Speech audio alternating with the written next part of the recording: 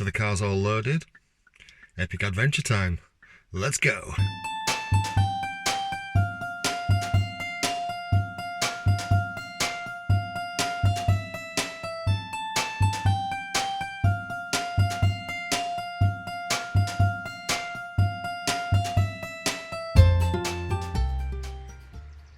What a beautiful morning. So that's the River Derwent, and as you can see it's like glass at the moment. And it's about 5:30 in the morning. And I got here a little early. I'm meeting Oliver at 6. And I got here a little early because I've got a bit more setting up to do than he does. You can just see the remnants of Kayaking Priory in the background there. And over just coming into centre shot, there's a weir, so we're not going in that direction.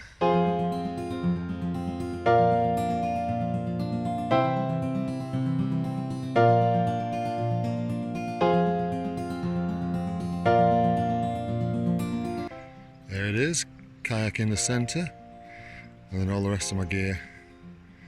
I'm going to be trying out some different paddling techniques. I've got a couple of different paddles with me. So I've got the traditional kayak paddles, but I found that one a bit short in this particular kayak, so I'm actually going to try canoe style kayak paddling, hence the yellow one, and there's a smaller orange one there, an extendable one, but it's always good to have a spare paddle anyway.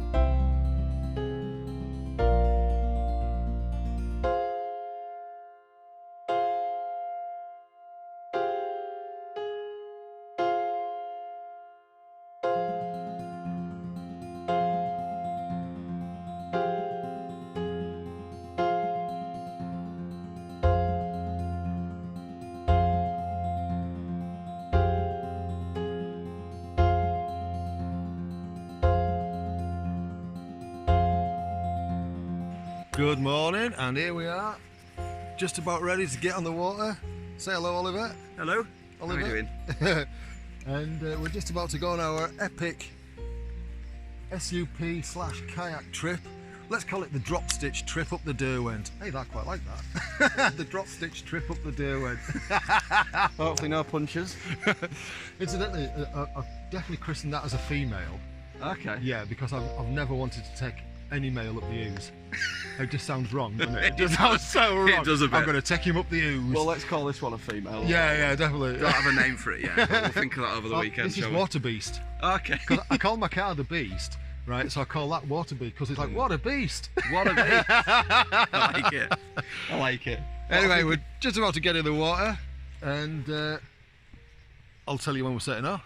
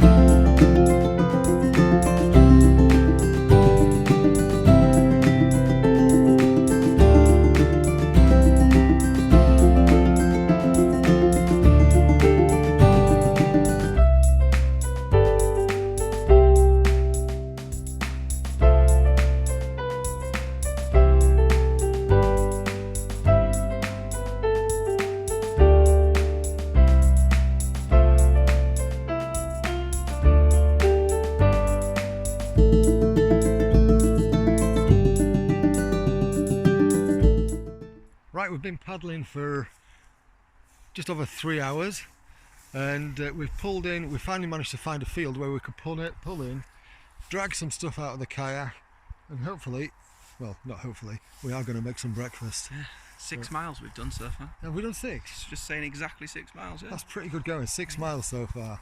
Very good. So anyway, in case anybody of you don't know, Oliver here is of Yorkshire Balloon Flight fame.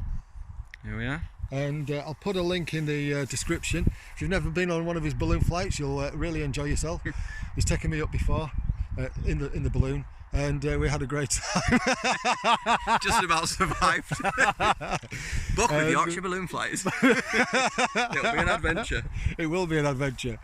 But yeah, we've got a bit of wood there for the twig stove, and yeah, breakfast time. Catch you in a bit.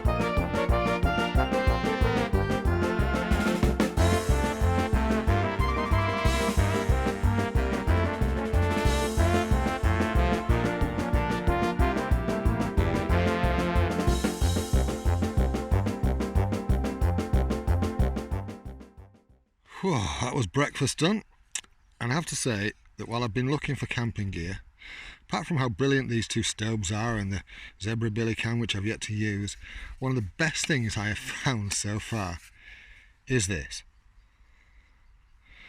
What is it, I hear you ask? Oh yeah, it's a camping, I'm trying to do this one-handed and trying to look good, a camping French press made out of titanium. How cool is that?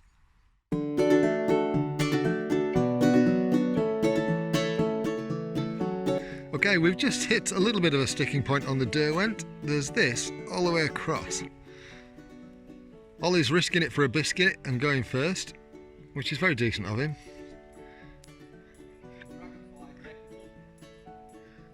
Apparently he's just found 2 fucking dragonflies. Is that what you said? Is it loose? You're going to get skegged.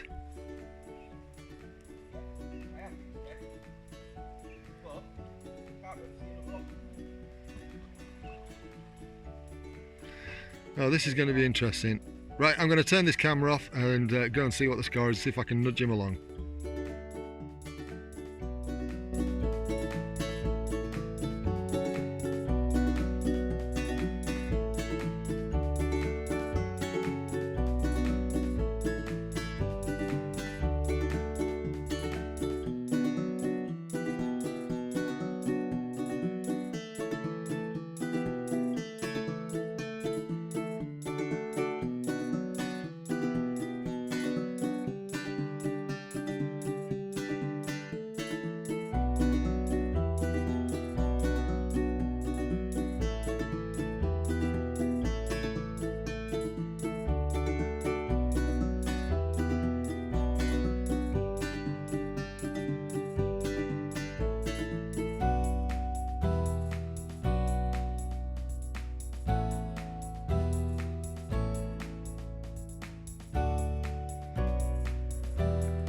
Yeah, that looks really weird straight ahead. It looks like we're actually paddling towards a cave.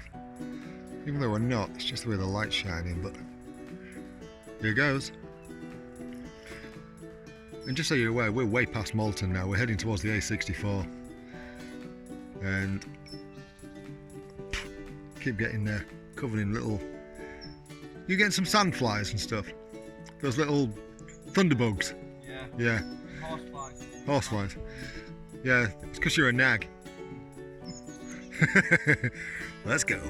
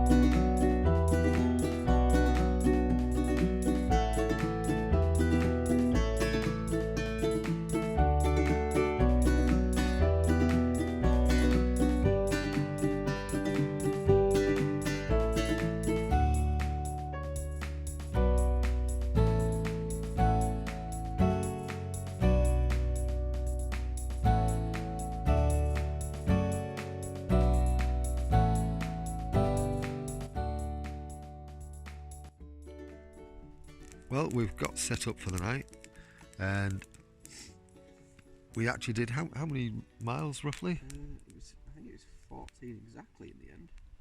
Yeah, our respective GPSs are in disagreement with each other. Mine says a bit less than Ollie's. Ollie says about 14. I think mine says about 11 or something along those lines. So 14.2 miles. 14.2. With an average speed of 2.1 miles an hour. That sounds about right. Moving time 11 hours, so that doesn't make sense with an average speed of 2.1. No, I don't. But that's what Strava's telling me. Strange. It is strange. We've just hit the apex where the River Rye meets the Derwent, and this is where we've camped up for the night. I didn't do a time lapse. To be honest with you, I was a bit shattered because we'd been battling some relatively strong currents heading upstream, and I was a bit tired, and I just kind of wanted to get set up. So I'll flip the camera around and I'll show you our respective setups. So basically I've set the tarp up in a basic shelter. The back ridge is actually one of my paddles, and the inside there is a DD hammock, the travel hammock used as a bivvy, and the shock cord is just holding the midge net off me. And then Ollie here is in a, go on, what you got? A Soul. I've got a Soul 300.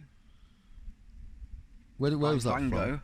Is it Van Gogh? It's Van Gogh, and it's a brighter green than what we hoped. Because we're trying to blend into the we're trying to blend landscape. in.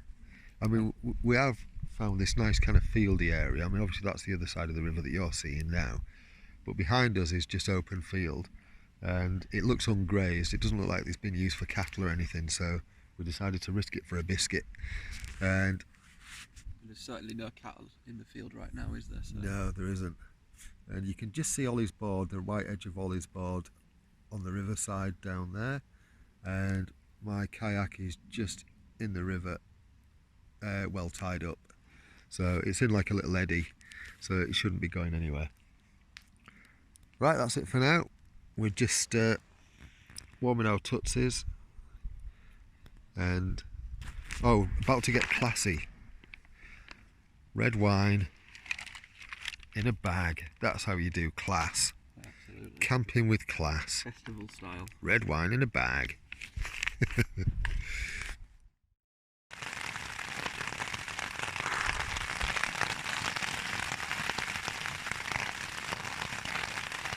It's raining, so I've just crawled into my frontline hammock. I've got it set up as a bivvy tonight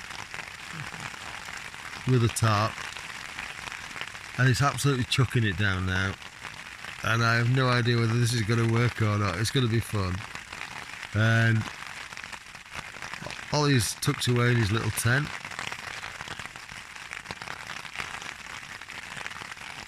It seems like it might be dry.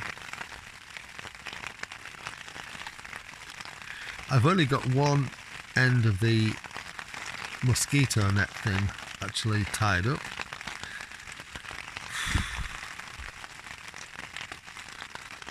This is quite possibly the roughest camp I think I've ever done. I'm more used to glamping than this.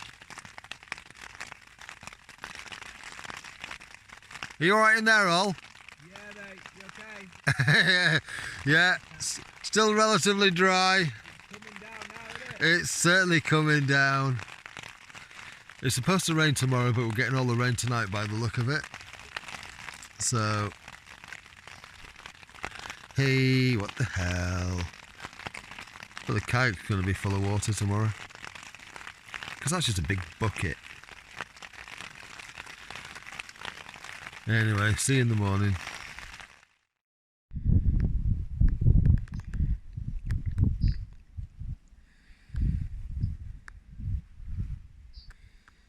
Morning. So that's the inside of my first very rudimentary shelter. I'm only talking quietly because Ollie's still asleep. It's about 7:30 in the morning, and it was very rough. I don't know whether you can tell this, but it is on a hill, it's on an angle. So I managed to get myself so I had my head uphill. And that in there, as you can see, is the hammock with my coat on it. I have undone the shock cord. I just put one shock cord from there up to this post just to keep the net off my face, and it worked really well. I was toasty, lovely and warm. There's a mat underneath in between the layers, the ground sheet layer and the bag layer, and yeah, it was warm and comfortable. So yeah, as I say, it's very rough, but it worked, and it kept me dry because it rained in the night quite a bit, and thankfully it was coming from that direction. It's gone 8 o'clock. Princess is still asleep in his tent. So much for the pitch late, leave early scenario. Anyway, he must have needed the sleep.